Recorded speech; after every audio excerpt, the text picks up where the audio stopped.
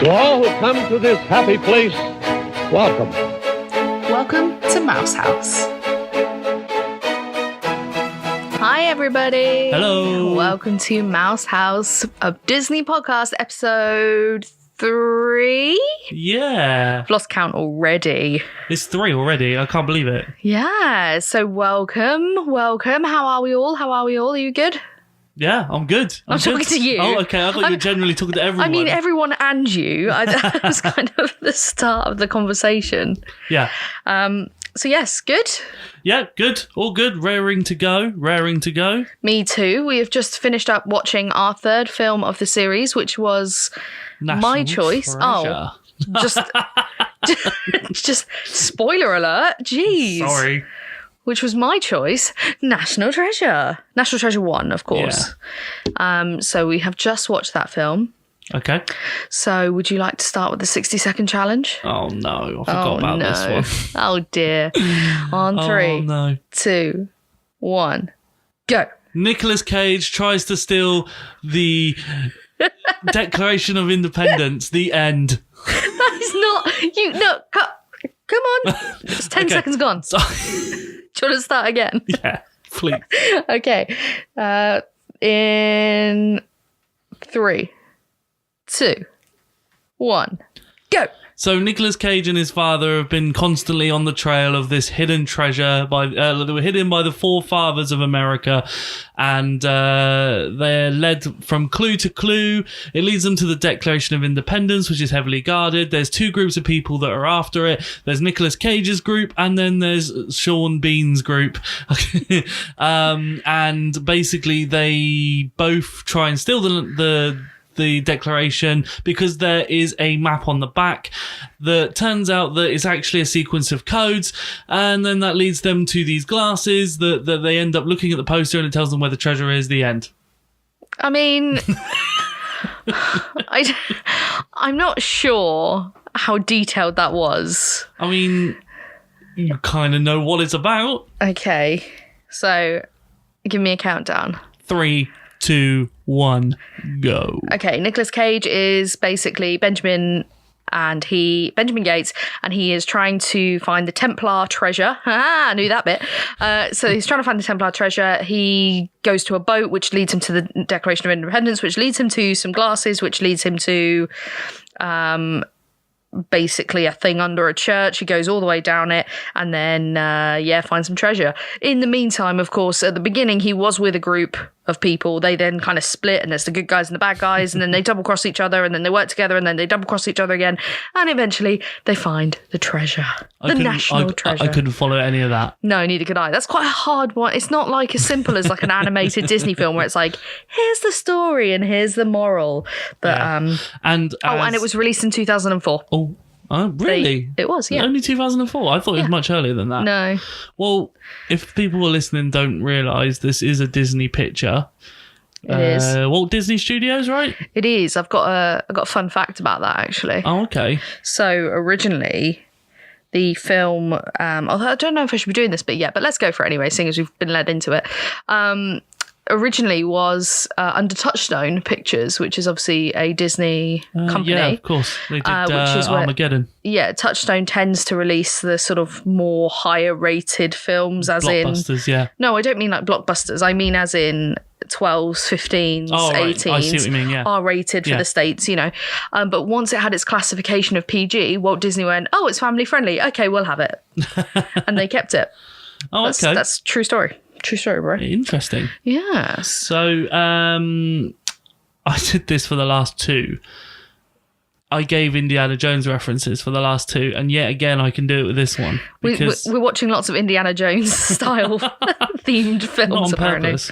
No, I know what you mean. It's got a similar aesthetic. Yeah, it's the whole thing going after treasure, you know, all that kind of stuff. Yeah. A little bit more grounded than Indiana Jones, but the similarities are there for sure. Yeah. Well, before we get too in-depth into the actual film and what it's all about, should we do our trivia challenge? Absolutely. So I've decided to write 6 questions. Okay.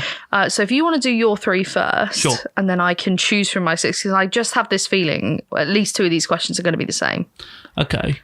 Well, mine are all pretty difficult this time round. Are they all history based? No, only one of them. Okay, because I really don't like history, and obviously this film is steeped in history and stuff about like real American history as well. Real American facts, and it just reminds me of the damn Hall of Presidents at Disney World. Do you know what? All the way through this film, all I could think of was the Hall of Presidents. Yeah, because you can just hear that music, the same music you can imagine when you walk into the... Anyway, what trivia? Go for it. The first one was, which event do they steal the Declaration? It's the gala, the 70th anniversary gala. Well done. Ding, ding, ding, ding. Bing, bing, bing. 5 points for Becky. We need to keep like a running score of this. I think we should. We'll have to go back and listen to the others now. We will. We'll announce the scores in the next one, yeah? Yeah, and then we'll keep on top of them from there. That sounds good to me. The second question I have is Dr. Chase, Abigail Chase, has a collection of what? Campaign buttons from George Washington. Well done. Yeah. You're flying with this. Another one I have was, what was the password to get into the preservation room? Valley Forge.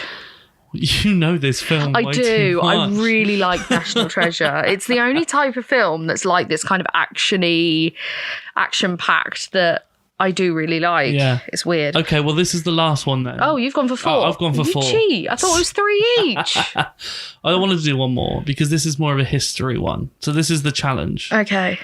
When was the Declaration of Independence signed?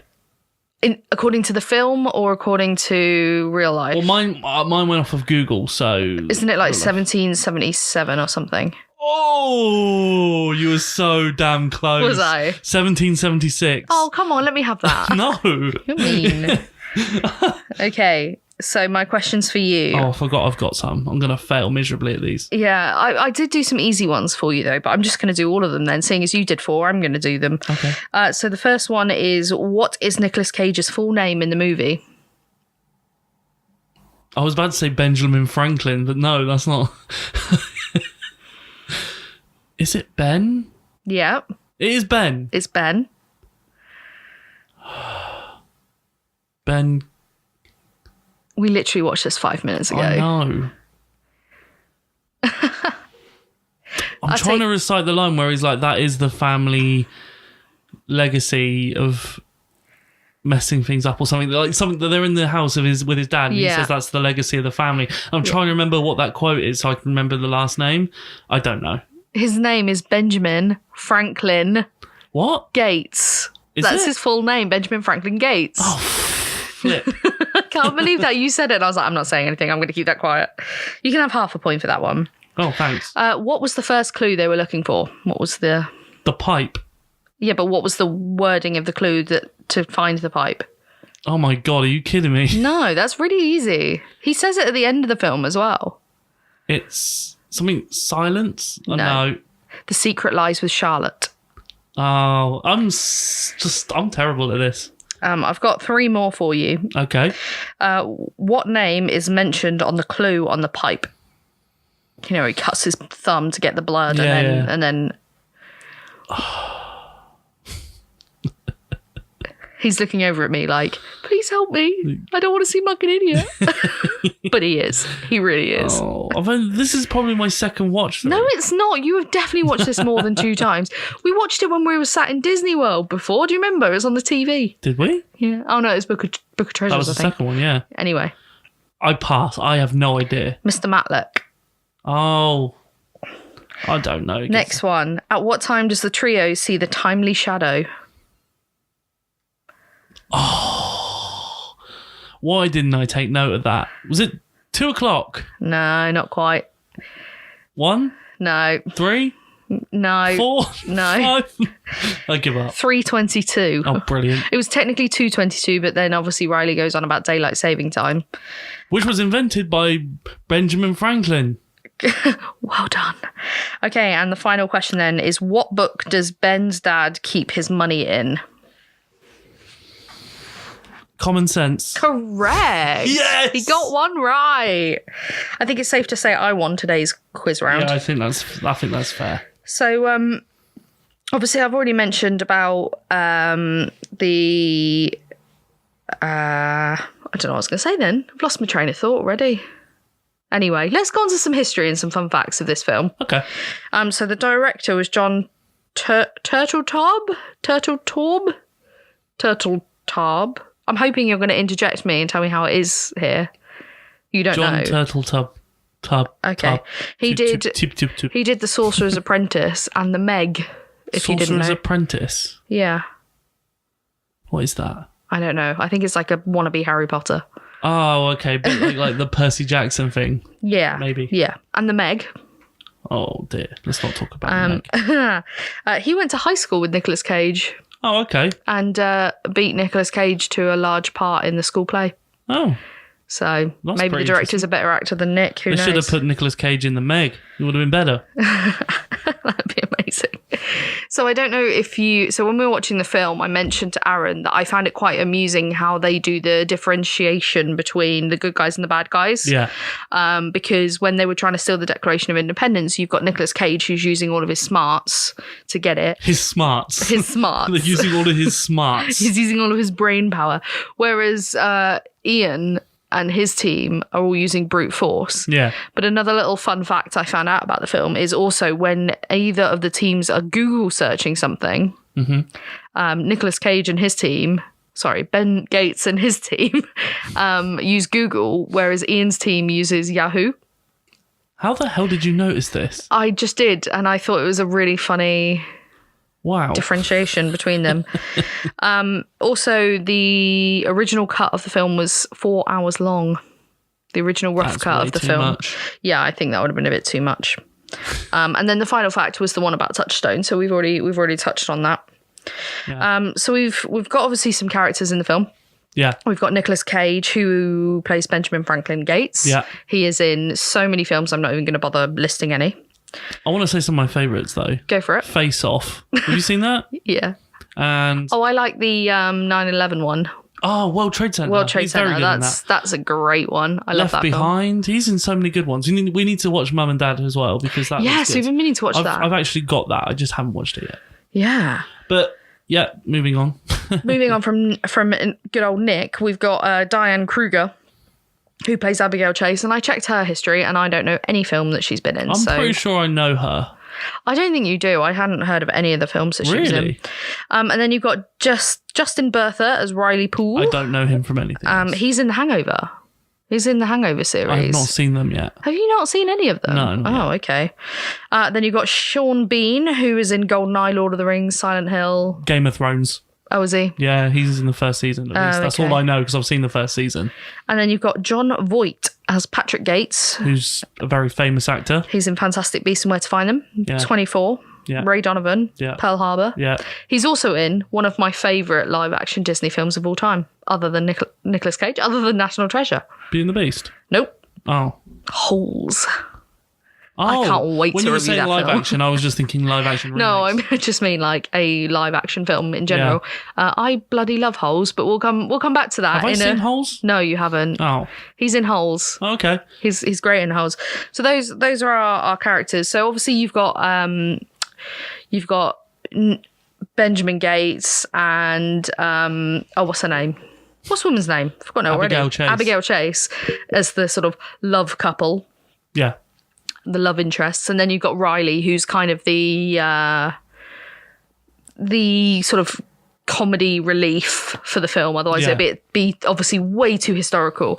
And I think a lot of people reading other comments online are saying that he's a bit too, like, he's really clever when it comes to his computer stuff, but then he says really dumb things. That's what I was going to say. So, and I appreciate that, but then I think that if he didn't do that constantly, that film would be so heavy. And it would not interest families. Also defending that fact is the whole film is kind of unbelievable in a way, isn't it? Oh no, it could happen. I totally believe that could happen. Everything is so convenient. No, it's not. It is. It's I'm almost as defending it. convenient as the Pokemon movie that we watched the other day. That's another story. But I do agree, because, like, for example, when they're using the metal detectors in the snow at the beginning, he happens to come across exactly the point that says Charlotte. I mean, it's a huge boat. Like, it's not, I get that, but I do think, anyway, going back to the point I was making about Riley, he is needed as that comedy relief. Otherwise it would be too heavy, and I think it wouldn't be that Because I think you would have enjoyed it a lot less because you seem to laugh at all of his jokes. Oh, I do. He's hilarious. He's comedy gold. Some of them are good. Some of them don't. He's like he reminds me of Boff in Johnny English. Yes. Oh yeah. Actually, yeah. They are pretty much the same character. They are, aren't they? And I love it. I love it. And then obviously Ian as Sean Bean. I think Ian as Sean Bean. Sean Bean is Ian. I think he's obviously classic villain, the rogue. The rogue helper, classic villain. But what I like about that is that the fact that he isn't just like the main villain. Like he is also, you kind of see why he does things. He just has a different approach. It's not really about good or bad. It's like their approaches. I would disagree because he wants to find the treasure at all costs, and he would have kept all that money for himself. Whereas Nick Cage and his team only kept 1 measly %. Well, 0.5% after taxes. See what I did there? If you've seen the film, you know that quote. So I have to say, I think definitely Riley is my favourite because I do laugh at almost everything he says. Well, that's fair. I do find some of his technology a little bit unbelievable. When he's in that cubicle and he's got the camera going up the... It doesn't surprise me. It could happen. It feels a bit Mission Impossible. It does, but that's cool. A bit sci-fi, virgin sci-fi. So the soundtrack is done by a guy called Trevor Rabin. Okay. And he has done Armageddon. Yeah. You ain't seen Bad Boys 2? Bad Boys 2.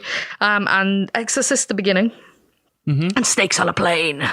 Wow, he's done some pretty bad ones. Yeah, they are pretty much all bad. Now, what I was going to say about the score was that it's actually really underwhelming. Because there isn't, like... For me, a good movie score is something that you can not only remember, but you can hum it. Yeah, I kind of forget every bit of the score. I can't think of anything. It's just that generic movie score. I agree, but then there are points in that score where you think that really does feel like presidential and... Oh, yeah, but it's very much like you could... It feels like the exact same score we have in like Air Force One and like those presidential, like Independence Day and like stuff like that. It's just generic. Yeah, I can see why you're saying that. So what is your favourite scene of the film? My favourite scene is... for some reason, I really like the glasses bit. You know, where he's like pulling the brick out and then the glasses are inside the brick and then he uses the glasses to look at the poster and then they've got the interchangeable viewfinders. Like 3D glasses of the past. But I really like that. I don't know, something about that. That's the most memorable. I don't know why. Oh, okay. I think the glasses itself are like a really cool...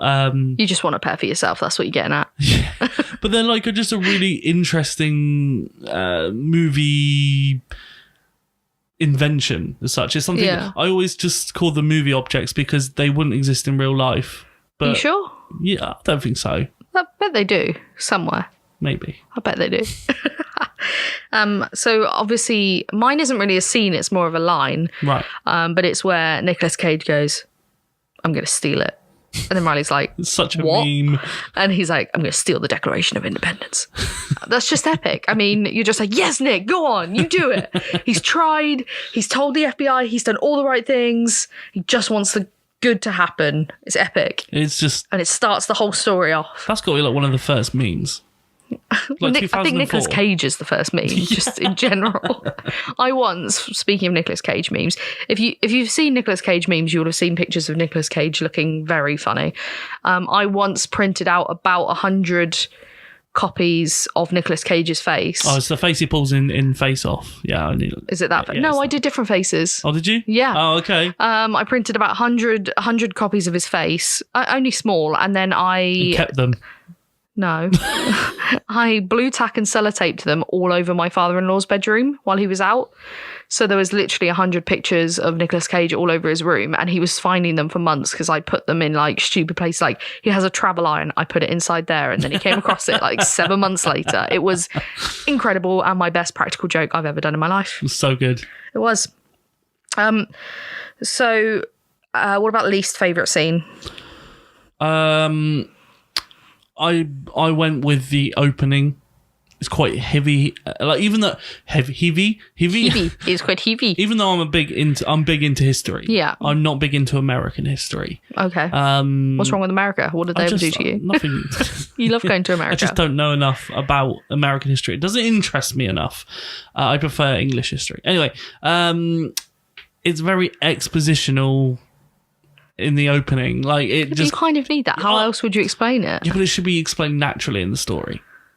Well, but how would you explain that they're suddenly in the Antarctic looking for a but friggin' boat? It's the fact that they were going through. This is Benjamin Franklin. This is what he did, and it's like Yeah, but well, there's also you've everyone also knows got to who remember. Benjamin Franklin Well, is. no, not necessarily. That's what I was going to say. But it could have been natural for the story, like like how we learn more about Benjamin Franklin purely from one of our whatever his name is, the sidekick character. What's his name? Riley. He says, "Oh, he invented daylight saving time." Like we learn important little. I get that, but the point of the story is the problem with doing it in a natural way is for the first like 45 minutes of the film, his dad is completely against it.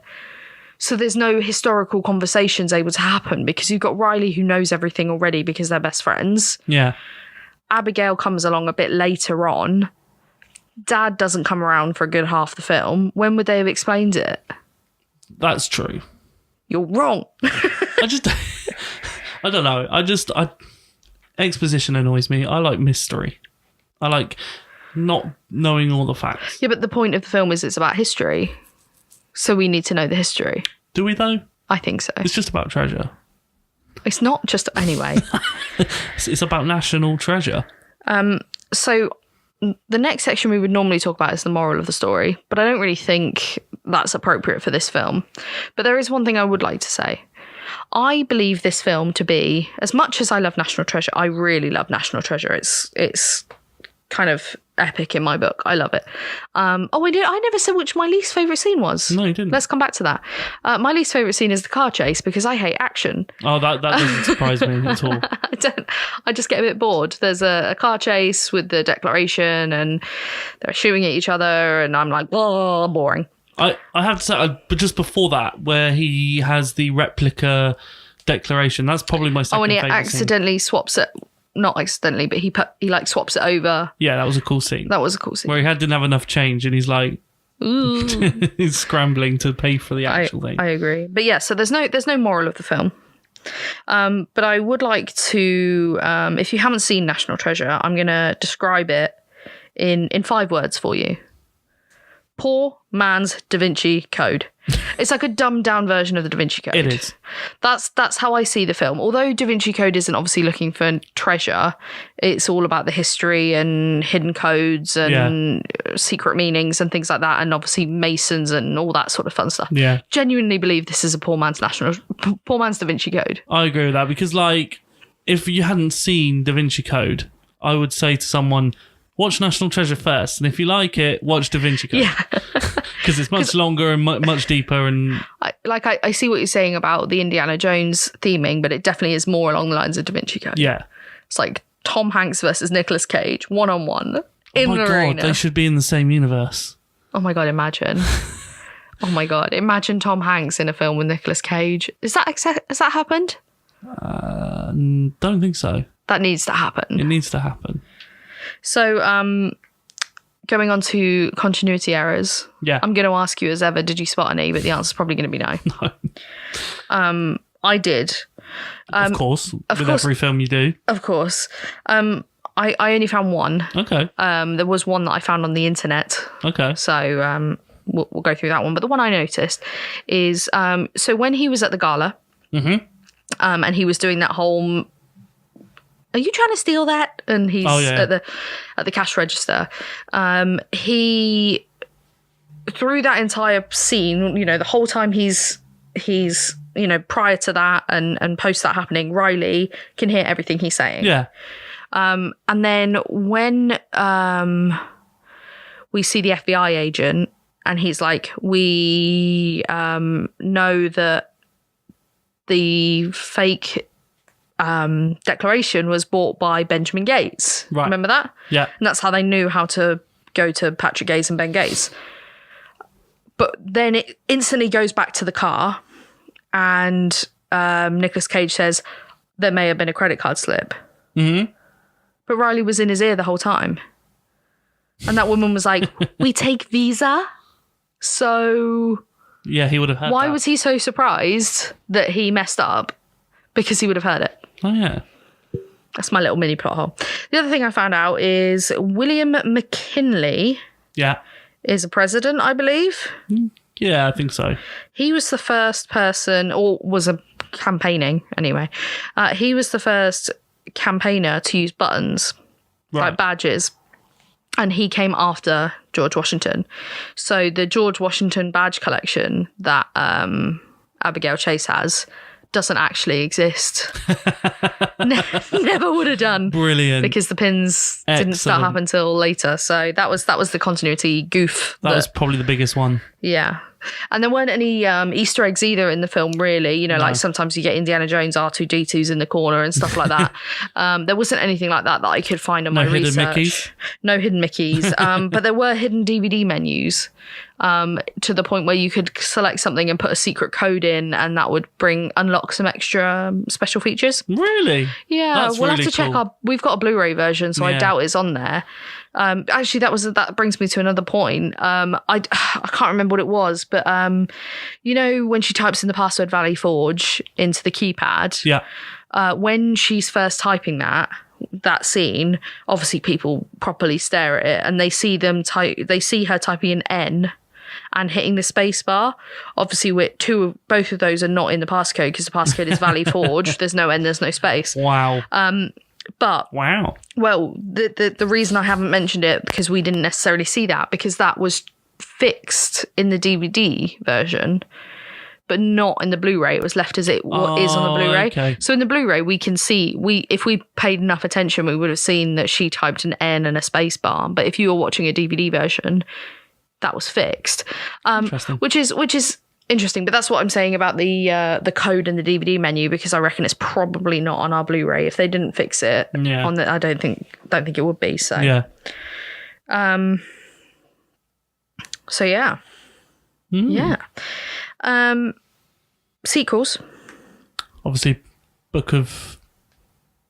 I want to say Book of Secrets. It's not. It is. Oh, it is. It is Book of Secrets. What am I thinking? I'm thinking Chamber of Secrets then. Are you thinking Chamber of Secrets? Are you thinking Book of Shadows? Yeah. Blair Witch? Yeah. Just getting them all merged into one. Which isn't a Disney film. Yeah, we're not talking about that one. Yeah, so there's National Treasure 2, Book of Secrets, which we will definitely be doing a separate podcast on. I don't remember that one at all. Do you not? No. Oh, I love Book of Secrets. That's the one I've seen the least. I think I prefer Book of Secrets. I can't quite decide. I think it's because it introduces a few extra. Obviously, you've got the bad guys don't really exist as much in that one. You've got more of Nick's crew. So his mum gets involved, his dad's involved, and his mum and his dad is quite funny as well in the second one. His mum and dad, because they're fighting all the time. Yeah, and I remember that now. Obviously, Nicolas Cage and Abigail are a couple, but then they've split up, and it's really funny. But anyway, we won't talk about that one too much. Is that the one with the Resolute desk? That is the one with the Resolute desk. I remember that now. Yes, that's number 2. And then National Treasure 3 is kind of in existence. It's been talked about for many years. It's not been greenlit. It's not going to happen. I want it to happen. Well, I mean, I don't know if you have that to hand, but how much did Book of Secrets make at the box office? Let's have a look. So, mainly because if it made enough money, then maybe we might get it one day. But it just seems like it's been too long since Book of Secrets has come out for any it's not in the pop culture awareness, is it really? No, hang on, I'm on airplane mode. I'm just reconnecting. Wow. But you got to remember, Book of Secrets came out like 4 years later as well. 2007, it came out 3 years later. So there was a fair gap. What do I need to do here? I need to go onto Wikipedia, don't I? Yeah. Good old wiki. I don't know. I mean, maybe 457.4 million. It made half a billion. Okay, and its budget was 130. Okay, so you've got to take into account that a certain percentage of that would have gone to certain things. Not the studio only would make a percentage. So I'd say it probably underperformed a little bit, maybe. Maybe not enough to warrant a third movie, because obviously the price of Nicolas Cage is casting and all that stuff. I don't know. I'd like to see another one because it'd be well-rounded to have a third movie. I think so. The original film cost 100 million to make, and the box office was 347 million, so it did make more money than the first. Oh, okay. Interesting. So it has gained. Yeah, in that case, then I'm kind of surprised that there isn't a third movie to round it up, but So Maybe they just haven't got the right story? Or is there a script? I don't think there's a script. I think it's like I did read as well that National Treasure took 4 years to come out. They had to hire a load of writers to round off the story before the first one because it didn't quite flow very well. So it seems to me like it's probably quite hard to come up with these kind of stories. yeah, it's got to be like. I mean, if you consider Da Vinci Code, when you're thinking about that, Da Vinci Code is a book, so the writer will have had a lot of time to research, whereas a film, it's not as almost slow going as a book. Yeah. It's got to be, and also generally authors will really know their stuff when their topics, whereas movie directors don't. They don't know as much, in my opinion. Yeah. So now we normally talk about our links of this film to Walt Disney World. Literally the only link we have is last time we went, we watched it while we were having a nap in the afternoon between parks. There is nothing. Yeah, and I kind of, it's a shame really because like if you go to Disney Paris, they've got Armageddon, which is a stunt, not a stunt, but like a spectacular, I can't remember what they call it now, but it's stunt spectacular, isn't it? I don't think it's called that. I think it's special effects, or special effects, or visual effects spectacular, or something like that. Right. And that is just like a set that you interact with. It's just a bit like Twister. And a bit like the Indiana Jones stunt spectacular and all that kind of stuff. And I kind of think that they could have done something, maybe like the Gold Room or like the Treasure Room, or like they could have done, or even a dark ride would have been quite cool for this. Yeah. Well, I was thinking about what potentially they could do with it if they were going to. And the first thing I thought of exactly straight away was the Mummy ride at Universal. Oh, okay. Which is basically like a runaway train, and then you find a load of gold, and there you go. You're off the ride. And it's kind of like a little roller coaster inside. You could have that where, you know, you're going past all the American, you know, things like that, almost like a mine train. And then that final scene where they're going around the staircase, the swelling staircase, you can see that being built into like a little corkscrew on a roller coaster or anything like that. Yeah, you could. And then finally you end up in the gold room, and you slow down and go through the gold room, and all the gold is all around you. Yeah, it could happen. And I think ultimately the cheapest route would be like a Star Tours 3D, 4D thing. Yeah, but then not as fun. yeah. So that's what I would do. But I don't think we'll ever see anything. No, I don't think we'd ever see it. And I've never seen any merchandise, nothing at all. Never. If I ever saw a National Treasure t-shirt at Disney World, I would be buying it in an instant. Well, you never know if we get some sort of like themed land that works with Indiana Jones and... Well, I mean, Adventureland and Frontierland, you could kind of fit that in there already anyway, because it is kind of an adventure, and it is kind of... Yeah. Maybe not quite, but... It would have been cool if they put in, you know, where the American Adventure is at Epcot or the Hall of Presidents, that they just put some sort of nod. Yeah, to the like film. A little... Or like even like had a glass case with the pipe in it or something like that. That would be quite cool. Yeah, like... you know, like when you go around any of the random shops and they're like, oh, this is this dude's jacket. Yeah. You could have something like that, like his leather brown jacket just on the wall being like, oh, nice Templar. Yeah, I agree with that. Like that. So, anything else you want to say about the film? No, obviously, other than my rating. Go for it. I gave it a 5. Ooh, explain.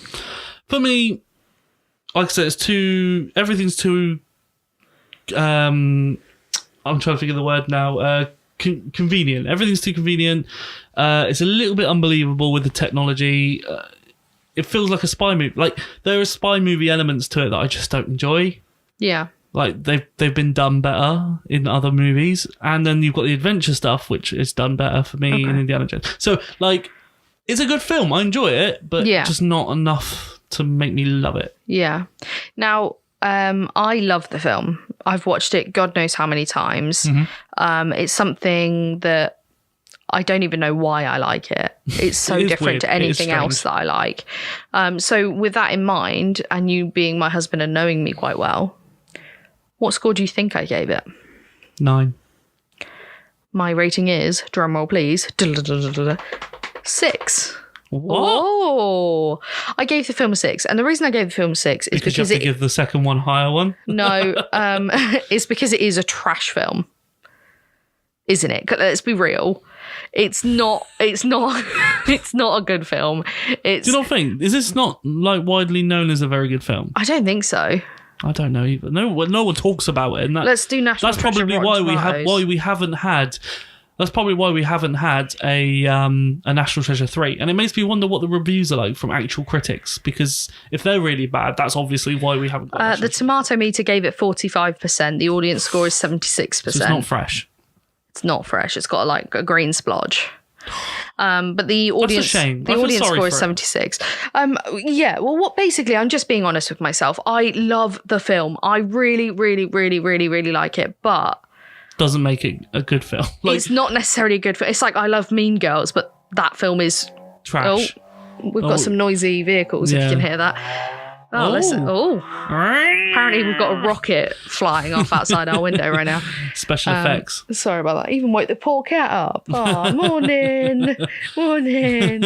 Anyway, so just because I love it doesn't mean it's a good film. And I am being honest with myself in that it isn't a great film, but it is fun. You don't have to think. Although it's steeped in history, you really don't need to think about it because it explains it all to you very easily. Like, oh, Benjamin Franklin, he did this. Benjamin Franklin, he did that. Yeah. This guy, he did this. Oh, and then you have this guy. You know, it really does explain it. And as I say, I hate history. I am so bored by the thought of history that I just can't deal with it. And it just explains it for you, so you don't have to be interested in it. Yeah. It's like Mean Girls. Mean Girls is a trash film, but I love it. I've got to watch that soon too. You do. That's in your YouTube challenge. Yeah. But anyway, so I only gave it a 6 in Interesting. actuality. So guys, leave us a comment on any of, wherever you're watching this, listening, watching. I suppose you could be watching if you're on YouTube. Leave us a comment on your podcast app or Instagram, Facebook, whatever you like, and let us know what you thought.